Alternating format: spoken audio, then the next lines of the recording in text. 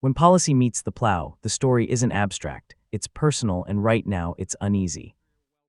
Thank you. Now we would like to recognize Mr. LaHood for 5 minutes. Thank you, Mr. Chairman. Ambassador Greer, welcome. Thank you for your service at USTR and for being here today.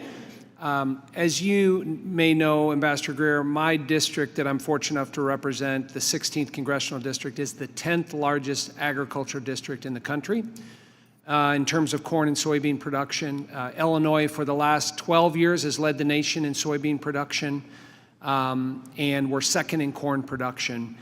And I wanted to just let you know that roughly 3 weeks ago, I had a meeting of my Ag Advisory Committee, which is made up of about 40 farmers. And I just want to stress the anxiety and the uncertainness in the ag community right now, where prices are at, where diesel has gone, fertilizer, applications. And about 40% of the corn and soybeans grown in my district and the state of Illinois goes somewhere else around the world. Markets and customers are important to our agriculture industry. And they're suffering now, and they're concerned about the direction that we're going. And I would also add the soybean production in the state of Illinois supports thousands of jobs and has generated roughly $7 billion in economic output for the state of Illinois. And I wanted to just, there's an article by the Associated Press, April 13th, 2026, that said, when China puts tariffs on the U.S., China tends to buy their soybeans from Brazil and Argentina, and particularly Brazil. And in that article, they talk about we're not nearly as dominant in the world as we used to be in terms of a global export market of soybeans right now. And I guess I'm looking for some optimism for my farmers and a sense that we're headed in the right direction from a trade policy on corn and soybeans and opening up more markets and customers, because we've heard a lot about that, but I don't think my farmers have seen enough positive action or results moving forward. Thanks. And with respect to the trade policy, agriculture is a big part of it. Anytime we do a deal with a country, we say there has to be an ag element. With respect to soybeans, we've obtained commitments for tariff elimination or reduction for soybeans or soybean meal. That's in Argentina, in Cambodia, in Ecuador, in Bangladesh, in Indonesia, and Taiwan. In addition to that, we have actual purchase commitments from Bangladesh, India, Indonesia, Japan, Taiwan, Thailand. I had Mauritius in my office, small Mauritius. They had their first shipment of American soybeans in a really long time. So we're seeing diverse economies now coming, large and small, opening up, wanting to get their trade deficit down and looking to do it through soybeans. With corn exports went up by double digits last year. So when it comes to trade, we are trying really hard to do our part. And I know that USDA, our friends at USDA have been going around the world. All those countries I listed off, they follow up the deal with a trip from the undersecretary or others to go link together buyers and sellers in that market.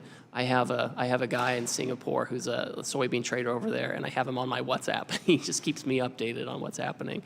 So I'm happy to match up, particularly the USDA, who does export promotion, who can link up our farmers to these new buyers in these diverse countries. And I think there's also collective concern about what happens with USMCA as it relates to agriculture. As you know, our ag economy has really benefited from USMCA, particularly our corn exports to Mexico, and that relationship has continued to grow. And you may have addressed this earlier, Ambassador, but as we look at USMCA renewal and where we're headed on that, what confidence, again, can you give to our farmers that that agreement is going to stay intact and those markets are going to stay vibrant? Well, all of the deals that President Trump has made with any country, they have required the other countries to open their markets. Mexico right now is mostly an open market for agriculture. There are non-tariff barriers that we need to make sure that they either get rid of or don't adopt. We know on corn they've been an issue, and so they know they can't move on changing our market access for corn right now. So our goal with all of this is to make sure that we maintain market access into these countries. We do need to take actions to protect manufacturing. We have a huge, nearly $200 billion trade deficit with Mexico that doesn't make sense. So we need to make sure we control that. But part of that is making sure we can export and continue to export to Mexico to balance out that trade. And maybe last question, what's the next step in the process for renewal in the timeline? So on July 1st, each party to the agreement has to indicate whether they're going to do a renewal or whether they need to enter into a longer process of renegotiation. And then if renegotiation is unsuccessful, you eventually exit. I don't think we're in a position to rubber stamp the deal. We now have 6 years of data and we see problems. We also see good areas. We think ag is a great place. So we want to maintain that, but we do have other areas we need to fix. Thank you, Mr. Ambassador. From a distance, the exchange sounds like routine oversight, questions, reassurances, timelines. But read the room more closely, and something else emerges, a quiet tension between policy optimism and lived reality. The congressman isn't just citing statistics, he's carrying the weight of 40 farmers who sat across from him, voicing concern about diesel costs, fertilizer spikes, and shrinking margins. This isn't theory, it's a community watching global shifts ripple straight through their balance sheets. And when nearly half of what they grow depends on foreign buyers, uncertainty isn't just economic, it's existential. There's also a deeper shift underway, one that's harder to quantify but impossible to ignore. Markets that once leaned heavily on American agriculture are diversifying.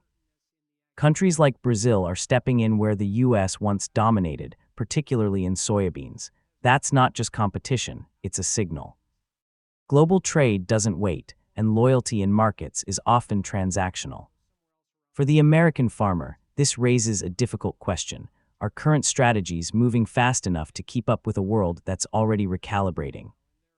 Global trade doesn't wait, and loyalty in markets is often transactional. For the American farmer, this raises a difficult question. Are current strategies moving fast enough to keep up with a world that's already recalibrating? To the administration's credit, there is movement, new deals, expanded commitments, outreach to emerging markets both large and small. On paper, it's a picture of engagement and effort.